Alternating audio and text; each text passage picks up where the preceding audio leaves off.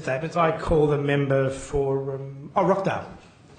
Oh, thank you, Mr Assistant Speaker. And I rise to express my absolute disgust at the recent gazettal of the Kogarah New City Plan and to inform the House of the contempt with which the people of the former Kogarah City Council have been treated by this government.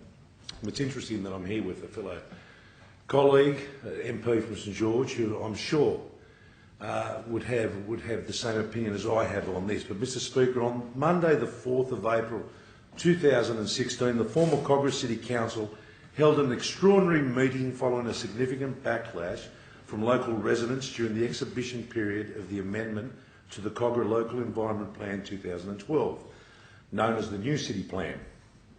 This meeting had such widespread response from the public that it had to be held at the Venus Reception Centre, where more than 500 residents of the former council area showed up on the night to have their voices heard. As a result of this overwhelming feedback in opposition to elements of the plan, a number of amendments were moved by the elected councillors, led by former councillor Nick Catras, to amend the more overbearing parts of the plan. Now, Mr Speaker, these amendments, which had the overwhelming support of the local community, as well as the backing of the elected councillors, were entirely reasonable and relatively minor amendments to what was a major and significant change to the Kogarah LEP. Unfortunately, more than a year later, the planning department has come back and rejected every single one of these amendments, every single one, once again demonstrating that this government's total contempt for residents of local councils like Kogarah, as well as their democratically elected representatives. Mr Speaker, suburbs like Beverley Park in my electorate, which currently consist of 1- and 2-storey houses, will be overshadowed by bulky 21-metre towers. With inadequate public transport and road infrastructure to cope with the accompanying increase in population, St George is just not a dumping ground for Sydney. And I'm absolutely furious that the government has treated us like this. Mr Speaker, when I spoke to at the extraordinary council meeting, I did not seek to provide blanket opposition to the development of our area.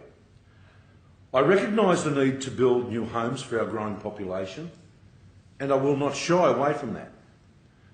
But as I raised at the meeting, some of the proposals in the draft LEP which the councillors agreed to change were simply not in line with good planning principles. Mr Speaker, Beverley Park is a suburb with a real sense of community. It is a home to one of the largest populations of residents over the age of 65 in the former Kogarah Council area, as well as one of the largest populations of residents aged 85 and over.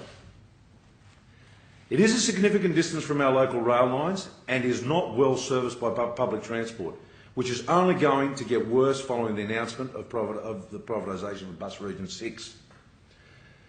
In addition, the rezoning of Carlton on the other side of the Princes Highway to a similar height will send an unattractive gun barrelling effect along the main road and create more congestion on this already overburdened corridor. In short, this is simply not an appropriate place for your government to dump more development.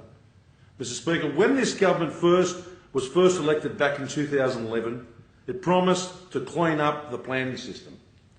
How can the people of New South Wales have any faith that they will be afforded due process when even after the community has overcome the hurdle of convincing their councillors to alter a proposed LEP, they are dismissed out of hand regardless by a faceless bureaucrat in the Department of Planning, all under the nose of the Minister? Mr Speaker, residents in Kogarah made a genuine effort to engage with the process in a constructive manner, to provide their local knowledge to curb the new city plan where it was excessive and to accept development where it was most appropriate, even if they didn't like it. This deplorable move by this government has shown the people of St George that their opinions are meaningless to the New South Wales Liberals. The people of the former Kogarah Council area should have been able to expect better of those opposite. And I'm sure that your party will be punished at the next local and state elections as a result.